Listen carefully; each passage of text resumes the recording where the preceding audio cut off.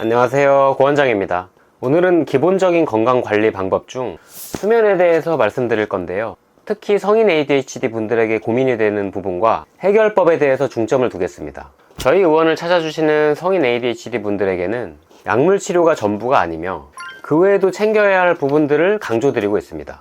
여러 가지 대처 기술들에 익숙해지는 것도 중요하지만 그에 앞서 건강한 생활을 뼈대로 만들어 두는 것, 그중 수면은 가장 기본이 되어야 하기에 우선적으로 말씀드립니다. 성인 ADHD 환자분들의 수면의 특징은 이렇습니다. 가장 흔한 패턴은 늦게 잠들고 그에 따라 늦게 일어나는 것이죠. 일어나는 시간을 미룰 수 있는 극한까지 미루어서 하루를 시작하는 건데요. 하루를 시작하기 싫은 마음을 가진 상태로 출발하게 되니 아침부터 컨디션도 안 좋고 다운된 기분으로 하루를 보내게 될 가능성이 높죠. 학교나 직장에 지각하기도 쉽고요. 오늘 내가 왜 그랬을까? 내 미래는 어디로 향할까? 등등 멈추지 않고 계속되는 생각들. 하루가 끝나는 것이 아쉽다는 생각으로 늦게까지 스마트폰, 유튜브, TV, 게임 등을 하는 것이 늦게 잠드는 주된 이유가 되는데요. 오시는 분들 중 90% 이상은 스마트폰을 하다가 잠드시는 것 같아요. 충분하고 규칙적인 수면을 취하는 것은 ADHD 증상 관리를 위해 정말로 중요합니다. 기본적인 마음가짐은 건강한 수면을 최우선 과제로 여기는 것이에요. 그리고 그것을 위해 내가 할 수 있는 작은 실행 하나하나를 목적으로 두시면 됩니다. 제가 제시하는 단계들을 모두 지킨다면 더할 나위 없겠지만 가능한 부분을 실행에 옮겨보는 것으로 시작해보세요. 당연히 그러려니 하는 내용 외에 부분들이 있을 테니 한번 집중해서 보시기 바랍니다.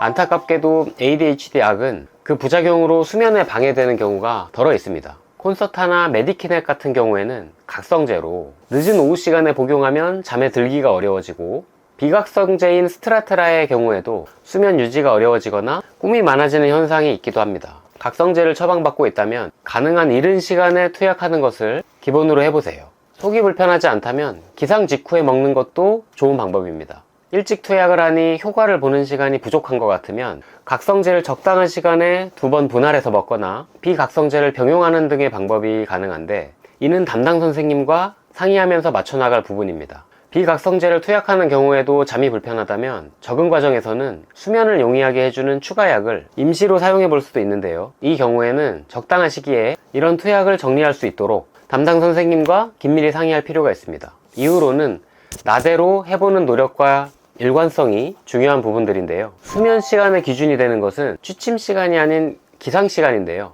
주중이나 주말이나 기상 시간이 같은 것이 가장 좋습니다. 주말에 조금 더 자겠다고 해도 주중과 편차를 1시간 이상 차이 나게 두지 않으시는 것이 좋습니다. 몸이 새 환경에 적응할 때마다 불필요한 에너지가 소모되고 수면 사이클이 엉키니까요. 개인마다 적정한 수면 시간의 차이가 있을 텐데요. 통상적으로 7, 8시간으로 잡고 기상시간에서 역산하여 취침 시간을 설정합니다. 만약 8시에 일어나야 한다면 12시 정도에는 잠드는 것이 좋겠네요. 다음 내용은 낯설고 직설적인 부분이 될 수도 있을 듯 합니다. 매일매일 최악의 기분으로 하루를 시작하기 바라지는 않으시겠죠? 무엇 때문에 늦게 자게 되는 걸까? 늦게 자는 것의 이득이 무엇일까? 안 좋은 점이 무엇일까? 늦게 자지 않으면 어떤 점이 좋아질까?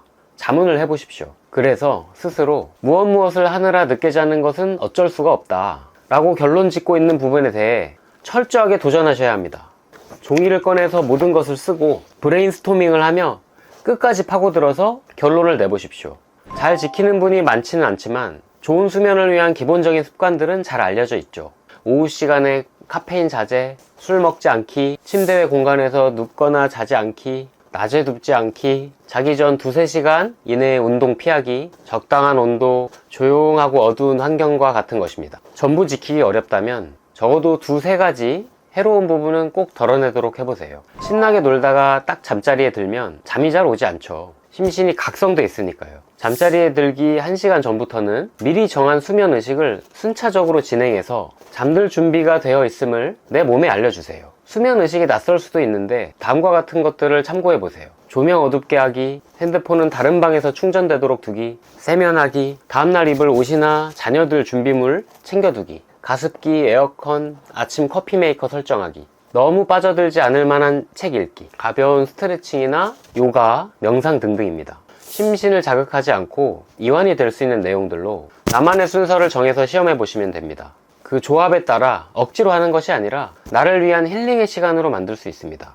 스마트폰을 보더라도 잘 자거나 적당한 시간에 중단할 수 있는 사람은 괜찮을 수도 있습니다. 하지만 안타깝게도 ADHD 증상을 가진 분들 중 대부분은 스마트폰 사용이 적당한 시간을 초과해서 누운 상태로 한두 시간은 기본으로 사용하면서 수면에 지장을 초래하죠. 스스로 자문을 해보십시오. 내가 스마트폰에 대한 조절력을 갖춘 사람인가? 대답이 글쎄 정도만 되어도 환경적으로 분리를 한 상태에서 꼭 잠을 청해보세요. 알람은 별도의 아날로그 시계를 활용하고 폰은 다른 방에 두는 것이 가장 좋습니다. 한번 상상력을 동원해보세요. 유치할 수도 있겠지만 스마트폰 주변에는 어두운 기운이 항시 발산되고 있어서 착한 수면 요정이 찾아오지 못한다고 생각할 수도 있고, 아니면 빛을 보지 않아야 점점 뇌에 검은 그림자가 퍼지면서 잠에 드는데 스마트폰을 보는 동안 빛이 검은 그림자를 쫓아버리면서 잠들기 어려워진다고 생각해 볼 수도 있습니다. 나에게 맞는 내용을 만들어서 적용해 보세요. 자려고 누운 다음에는 생각들이 몰려올 수 있습니다. 잘 못 자면 어떡하지? 잘 자야 다음날 잘 활동할 수 있을 텐데. 이러한 생각에는 잠을 충분히 못 잤어도 다음날 무난히 활동을 했었던 과거 날들을 떠올리며 스스로를 믿고 오류를 정정해 주십시오. 그리고 계속해서 잡생각이 떠오를 때에는 느리고 규칙적인 호흡에 집중을 해보세요. 생각은 생각으로 다스리기 쉽지 않고 감각에 집중함으로써 전환하는 것이 가장 효과적입니다. 평소에 복식호흡 방법을 연습해 두었다가 적용하면 가장 좋죠. 편안하게 누운 상태로 하시면 됩니다. 호흡에 집중을 하다 보면 어느새 스르륵 잠들어 버리는 나를 발견하실 거예요. 중간에 깨어났을 때도 시계와 핸드폰은 절대로 보지 마십시오. 시계를 보면 이것밖에 못 잤어? 라는 생각이 이후 수면을 방해할 거예요. 또 깼다고 해서 핸드폰을 보면서 다시 졸릴 때까지 기다리는 것은 가장 좋지 않은 방법이에요. 핸드폰의 블루라이트가 나의 뇌를 각성시킬 것입니다. 다시 느리고 규칙적인 호흡에 집중하면서 기다려 보다가 시간이 꽤 지나는 것 같은데 라는 느낌이 든다면 바로 일어나서 자리를 옮겨보세요. 다른 자리에서 미등을 켜고 너무 빠져들지 않을 만한 독서를 10에서 20분 정도 하거나 이완을 할 수 있는 스트레칭 또는 명상을 하는 것이 좋습니다. 불면을 치료할 때 기본 원리 자체가 잠자리에 누워있는 시간 중 잠들어 있는 시간을 극대화하는 것인데요. 불면 경향을 강화하지 않기 위함입니다.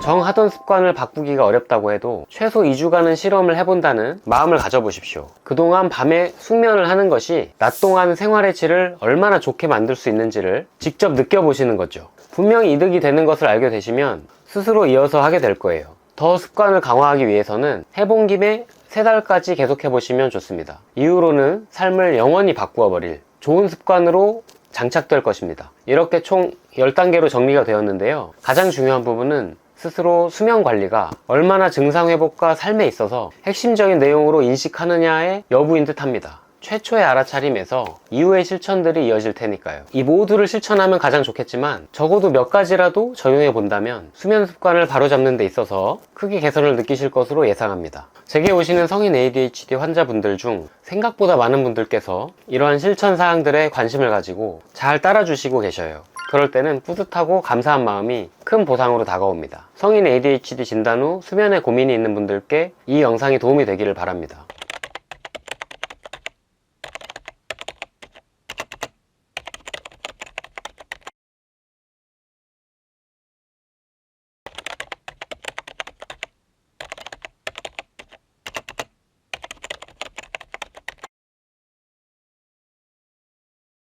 오늘도 평안한 마음으로 쉬어가시고 다음 영상에서 또 만나요.